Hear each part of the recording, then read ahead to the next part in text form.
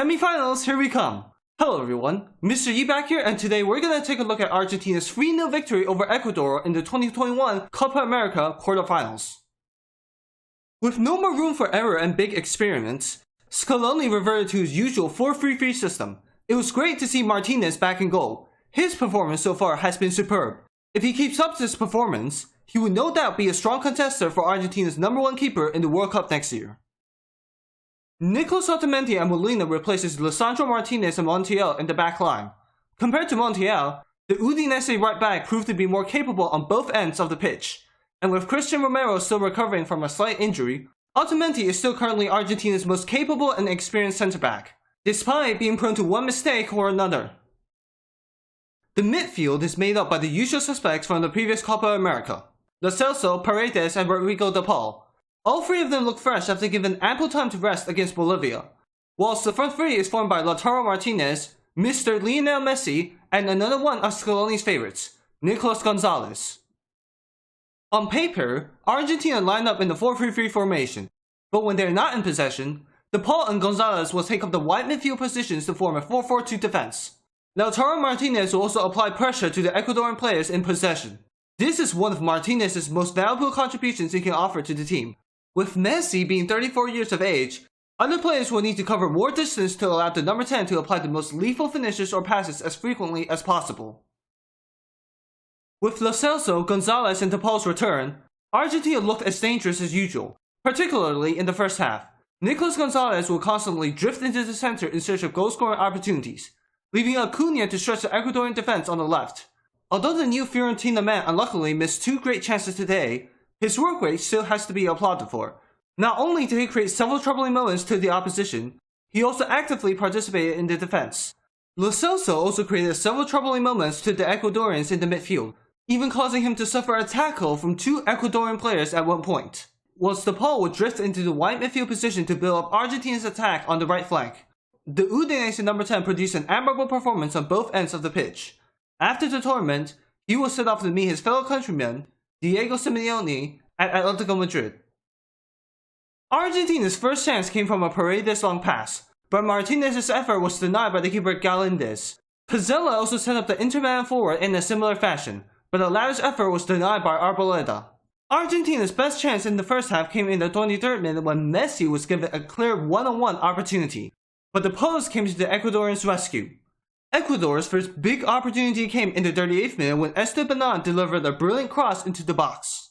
But somehow, both Valencia and Franco couldn't get any sort of contact on the ball, and just 1 minute later, Messi placing Gonzalez with a sublime pass. The keeper takes out Gonzalez, but Messi followed up to help Rodrigo de Paul score his first international goal. And right before halftime, Ecuador had another golden opportunity to level the score, but once again, the Ecuadorians failed to capitalize on the situation. Argentina ran into the same problem in the second half. They struggled to create any big chances at one point and allowed Ecuador to take control of the game. The second half exposed the major weakness in this lineup. When we retreat into a 4-4-2 in defense, the 2 players responsible for protecting our center-backs are Lo Celso and Paredes, both of whom are not well known for their defensive performances. In fact, Paredes' performance today was rather mediocre. It was not until the 71st minute that Argentina regained the initiative. Seeing Ecuador playing with more confidence, Scaloni made 2 crucial substitutions.